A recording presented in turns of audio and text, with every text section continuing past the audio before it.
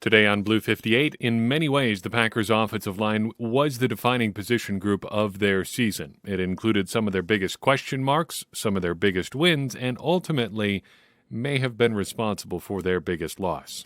Blue 58! Hello and welcome to another episode of Blue 58, the one and only podcast of thepowersweep.com. I'm your host, John Meerdink. Very happy to be with you here for another episode. The NFL Combine is underway.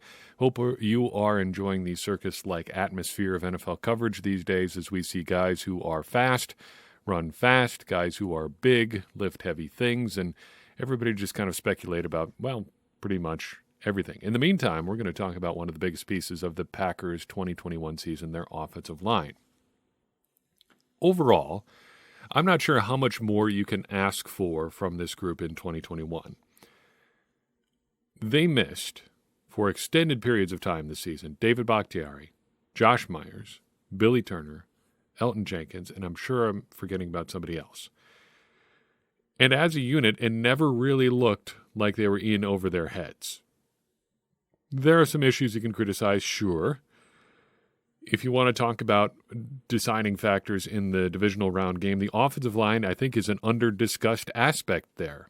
The line did not play well in that loss to the 49ers, and wouldn't you know it, the 49ers, pretty strong in the defensive line, ended up taking advantage. Some weird coaching decisions played out on that position group, too, at that time as well. Why no Josh Nijman? Why Billy Turner jumping over to left tackle? How would David Bakhtiari have made that group different? We'll never know the answer there, but he does end up being a big factor by not playing in 2 consecutive playoff losses. That's a bit of a bummer, and it's something that we're never going to have an answer for. Like, how would things be different if David Bakhtiari is healthy? I think you could make a pretty strong case that it's 2 consecutive Super Bowl appearances for the Packers, but them's the breaks. Sometimes things don't quite go your way. But again, overall, I don't think there's a lot to complain about on the offensive line. They got good performances from their best guys, with the exception, I suppose, of David Bakhtiari, who it really isn't his fault. They got better than I think expected performances from many of their other guys. And I think on the whole, it was a position group that I think performed, by and large, about as well as you could possibly have asked it to. An interesting and I think welcome side effect of the Matt LaFleur hire in Green Bay has been the increased focus on the offensive line. And I think, as challenging as it is to understand what goes on with the offensive line, it's, if not easier, just better understood now than ever before, the overall offensive line play. And I think the Packers, in particular, have an interesting approach to the offensive line, one that makes it pretty easy, or, again, easier to understand. I'm reminded, or I was reminded as I was prepping for this episode, of a quote from our Blue 58 book club read from last offseason, Blood, Sweat, and Chalk. There's a chapter in that book about the zone blocking scheme, and legendary offensive line coach Howard Mudd had an interesting, I thought, quote about the offensive line and zone blocking in particular that I thought really applied to the 2021 Packers season. Now, as background, Mudd does not think that zone blocking is particularly new or revolutionary, which I think is an interesting perspective given the prevalence of the system in the offensive line world today and the NFL as a whole. The Mike Shanahan wide zone run play action offense system is basically the gold standard in the NFL right now. That's what everybody is trying to get to. And it's predicated on this zone blocking scheme. And there, at least according to a couple offensive line minds out there, is a significant reason why teams should be exploring this. It's easy. Mudd said, quote, "Zone blocking is easier to teach. There are fewer things that can go wrong because you're creating this mush where guys are working with the guy next to him and there's just less space for things to go wrong. Now, with this, of course, you're going to lose some of the techniques that I grew up with, the angle blocking and pulling, but it's just easier. Over the years, I've been in so many meetings where we said, oh, heck, let's just zone block it. And that's what we did." End quote. I think that applies to the Packers in 2021, and it may explain a lot of why they were able to succeed with such a patchwork offensive line group. The Packers philosophically, for a while now, have really prioritized athletes at just about every position, and that includes the offensive line. Now add those athletes in with an offensive system that is presumably, if you believe the people who are teaching offensive line at a high level, easy to teach, and you've got a recipe for an offensive line that's easy to keep going even if you're losing some of your elite talent. Just something I was thinking about and thought might be interesting to you. In any case, the Packers' offensive line, I think, had a great 2021 season. Top to bottom, I think you got above average performances from pretty much everybody. So let's dive into that just about everybody rundown, starting with the man who played the fewest snaps on the entire 2021 Green Bay Packers roster. And of anybody who actually appeared in a game, Cole Van Lanen gets the prize for the fewest snaps. He played exactly one on both offense and special teams combined. One snap on offense. The good news for Van Lanen, he made it into a game. Really no bad stuff to talk about for him, because he was a day 3 pick on a team that was investing pretty heavily on the interior of its offensive line for the past couple of years now. He's making a position switch. Look, no real complaints there. Looking ahead to 2022, there's a good chance he has an opportunity to up that snap count a little bit, especially if Lucas Patrick ends up elsewhere. The Packers are going to need to do some filling on the interior of their offensive line. There are going to be opportunities at guard. There's going to be opportunities behind Josh Myers at center. There are opportunities for interior offensive alignment on the Packers, and that's why guys like Cole Van Lanen will probably be sticking around into 2022. Same goes for Ben Braden. He played 4 snaps on offense and 71 on special teams in 2021. Good news for him, he's still a big dude. He played a lot of guard, a lot of tackle in training camp, and the Packers like his versatility for that reason. He's big, fairly athletic, can move him around, and you can win with guys like that on the offensive line. There's nothing really bad, I would say, about Ben Braden, but he's a fairly replaceable body. You can find guys like him, I think, fairly easily. And I come off a little bit lower, I think, than I normally would on a guy who has the sort of playing time profile of a Ben Braden because of how the Packers were talking about him in training camp. There was some very real talk from Adam Stenavich and others about how Ben Braden had a real shot to start at left tackle during training camp. Now, that really obviously did not end up happening and may have been a pipe dream to begin with. Who knows why they were saying that? I kind of have to assume they actually meant it, but who knows? He ended up just being another offensive lineman in the shuffle.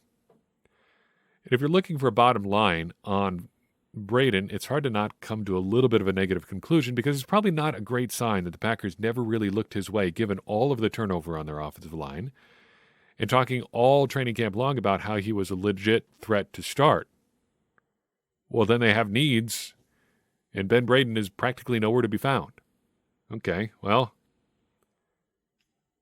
what do you make of that? It's hard to come to any conclusion other than that the Packers just didn't want him out there. He, though, has sort of the same outlook, I think, as Ben Braden. Looking ahead, there are plenty of opportunities for interior offensive line depth. Guard tackle versatility helps. Maybe he ends up elsewhere, maybe not. But the Packers like to keep guys around that they're familiar with, and he's a guy that they've been fairly familiar with over a couple of years now. Jake Hanson only slightly outsnapped Ben Braden. 6 snaps on offense for Hanson, 13 on special teams. The good news for Hanson is that after a lost year, essentially, in 2020 due to injury and illness, 2021 he made a little bit of noise, and we're talking a very small amount of noise. He made it to the active roster. He appeared in a game. 6 snaps worth of a game. It might have been across a couple games. It doesn't really matter. He didn't really have a chance to do anything bad, and after a redshirt year in 2020, he gets basically another redshirt year in 2021. Looking ahead to 2022, this time you would think is going to start to pay off for him because the Packers are going to need some center depth. And if they do, Jake Hanson, a college center with a lot of playing experience, something like 3,000 snaps at center in college, might be your man. I'm not saying he's an elite center prospect. I'm just saying he's got a lot of time put in at the position. He might be the de facto number 2 center as of right now on the Packers. Sadly, the next guy up after Jake Hanson is David Bakhtiari. 27 snaps on offense, none on special teams. I've got a really hard time saying anything about his 2021 was good. He did make it back onto the field. That is good. He didn't stay there for long, though. That is bad. And as a result, pretty much everything about his 2021 is bad. You can't really call it anything but a lost season. He did his interview with Cheesehead TV, which was informative, but I think there's going to be a little bit of damage control being done there on all sides. I'm not saying David Bakhtiari is, an unreliable narrator or anything, but there's incentive to, remove any blame from yourself too. The other side, though, is that, man, this stuff just happens. It doesn't have to be anybody's fault. It probably isn't anybody's fault. I think if you want to complain about anything with Bakhtiari, and I'm not saying this is legit or something you should do, it seems like there were some wires that got crossed there somewhere along the line, because the Packers seemed to think he was coming back, and he seemed to think he was coming back until he started to seem like he didn't think he was coming back, as the Packers continued to think that there was a real shot he was going to play. Maybe the two sides should have been put together a little bit more to get on the same page there, but man, it's another just odd turn in this saga that, again, has potentially cost the Packers 2 trips to the Super Bowl. That's a real bummer. Looking ahead to 2022, he doesn't seem to think there's any reason that his knee injury is going to slow him down this season. Maybe. I say wait and see. Things could get complicated on the left side of the Packers' offensive line because Elgton Jenkins also recovering from a torn ACL. As is hard to say. I mean, not hard to say like we don't know, but it's just difficult to admit that, yes, David Bakhtiari still recovering from a torn ACL too, here in now month, 15 or so. And look, when I say it's frustrating as a fan on the outside. I can't imagine how frustrating it is for him. It's got to just eat at him every single day. This is his career on the line. This is his legacy. And right now his legacy looks like an injury out of his control cost his team 2 trips to the Super Bowl. At least it put a big damper on their attempt to make it to the Super Bowl. Bummer. That's the way things go, though. Josh Myers is up next. He ended up playing 293 snaps on offense, did not appear on special teams. It was real good prior to his injury. Made it all the way back, and that's pretty good, too. He was, by and large, I thought pretty good in the Packers' postseason game, too. Not a liability, at least.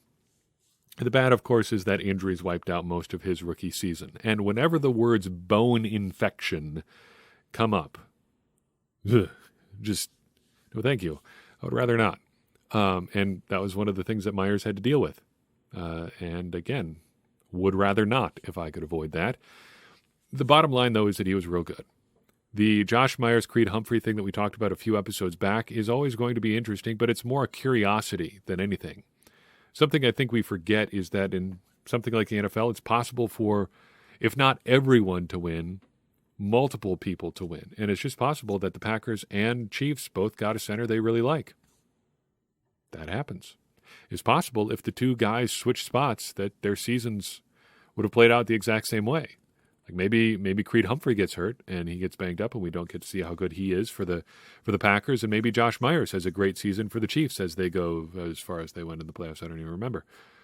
But circumstances matter. Sometimes things just play out and multiple guys get into good situations.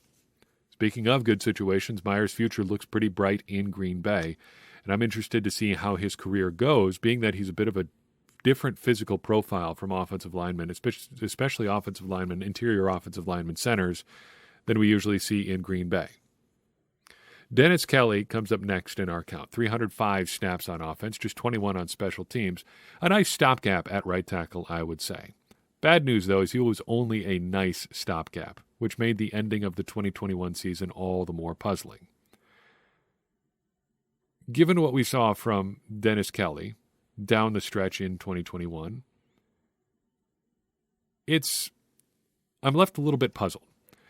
Because I think it was pretty clear that Kelly was a guy you could get by with, but as soon as you had a better option, you should stop trying to get by with Dennis Kelly.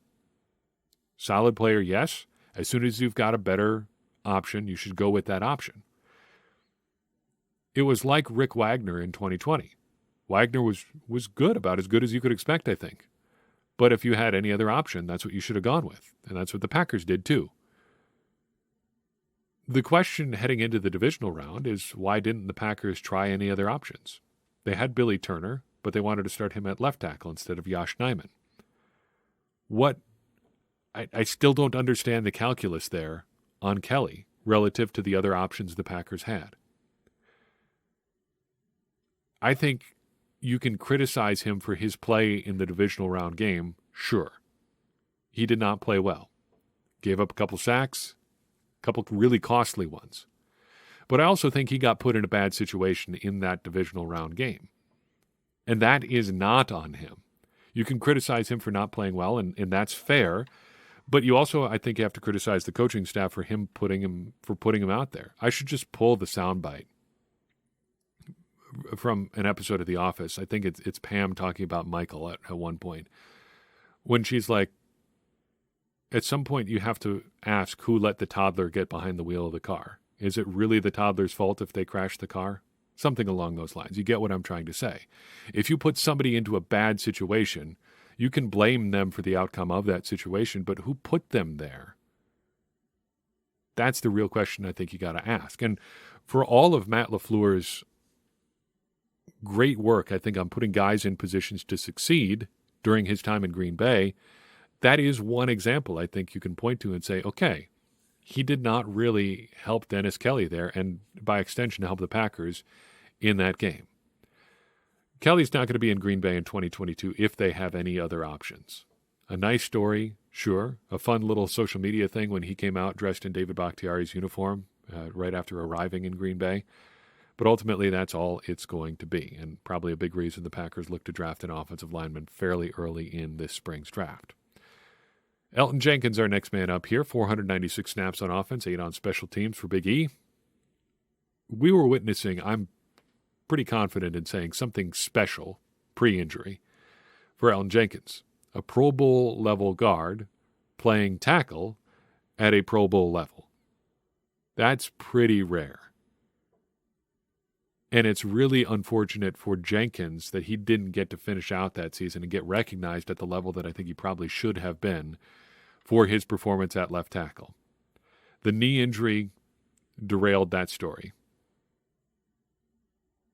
And that basically ends up being the story of his season. It was awesome until it wasn't. And I think for 2022, all you can really do with Jenkins is hope for a better outcome for him than what David Bakhtiari experienced. It's a bummer. And you hope there just are no long-term effects for Jenkins because we're starting to think contract for him in the relatively near future. I feel like we should spend more time on Jenkins, but it's a pretty simple story. He was great, then he got hurt. That's it. Football's a cruel game, man. Josh Nijman, 590 snaps on offense in 2021, more, I think, than just about anybody would have expected. 86 on special teams for Josh. And really, I think you can describe his 2021 as saying he looked like he belonged. That's one of the best compliments I think you can give an offensive lineman, I think. The game never looked too big for him, rarely too fast for him. He looked like he belonged out there. He's still a little bit limited as a player. He might actually be too tall, which affects some of your leverage and your lateral movement sometimes. Strength is a bit of a question mark sometimes too, but he is a good athlete. He's still a great prospect, and he played, I think, about as well as you could possibly ask him to in the circumstances. He's going to be a rich man at some point because guys like him with his physical attributes who can play don't come along all that often. Fortunately for the Packers, he's an exclusive rights free agent this offseason. He's a no-brainer to return to the Packers, and next spring, he's probably going to get starting tackle money somewhere. Good for him. Quite a story. Undrafted free agent to big free agent cash in if he stays healthy for a year. Cross your fingers for him. Billy Turner, next up. 810 snaps on offense, 0 on special teams. I think I can say pretty confidently that this was Billy Turner's best season in Green Bay. It wasn't perfect, but he hasn't been perfect since he came here. But I think this was basically everything I ever wanted for him in Green Bay. He got to play one position, which is all I've ever wanted for him to be able to do. And when he was able to settle in at right tackle, wouldn't you know it, he played pretty well. The bad news is that he was injured down the stretch. And then the Packers made the very questionable decision to play him out of position in the divisional round game, putting him at a spot that he hadn't played in literally a year against an elite pass rushing front and just hoping for the best. A wish is not a plan. And that seems like what the Packers were doing with Billy Turner in the divisional round game. Bottom line, I think for Turner, it like Jenkins, is pretty similar. Good story, bad ending. He was not great in the divisional round game. Few people were. But again, he got kind of put in a bad situation. Cap stuff notwithstanding, I'd like him back for 2022. I know things get a little bit complicated. I do think he's going to end up being back in 2022, but you never know. We're still kind of riding the lightning on this. We'll see what happens. Getting to be the top end of the snap counts here. Top 3 guys for the Packers. Number 3, Lucas Patrick. 911 snaps for Lucas. 64 on special teams. I think this was maxed out Lucas Patrick. The full deal. The best we're going to see of him. He was healthy all year. The worst we saw was he was questionable in week 2. Other than that, not on the injury report. Not on the final injury report, that is. He ended up 3rd on the team in snaps. Played well at center, played well at guard. There's still some limits there as a player. If you target him, we saw this last year, Philadelphia Eagles game comes to mind, the Carolina Panthers game comes to mind. If you target him, you can take advantage of him. And he got taken advantage of a little bit in the divisional round game. At this point in his career, you got to be comfortable with the limits. Yep, he didn't play well at times. That's the limit of his game. There are going to be some rough moments with him. On the whole, I think those rough moments were fairly few and far between. And I think the rough moments may have happened because he was in a bigger role than people probably should have expected overall this season. And had things gone differently with some injury stuff, he may never have been in that position to begin with. Here's another hypothetical for you. Say David Bakhtiari comes back and is healthy for the divisional round game, and say Elton Jenkins didn't tear up his knee. What does the rest of the Packers' offensive line look like? Well, Billy Turner is probably at right tackle then, sure. But what do you do with your guards? Josh Myers is at center, so you don't need Lucas Patrick there. If Elton Jenkins is on the left side, who do you put on the right side? Is it John Runyon or is it Lucas Patrick? I think I'm inclined to say Runyon. Lucas Patrick gets a lot of the try-hard stuff, and good for him. But I think Runyon is probably just a better player. Patrick probably a better run blocker. Runyon a better pass blocker. Interesting thought experiment there because there was a lot of moving parts there that just made that an impossibility. Outlook for 2022 for Patrick.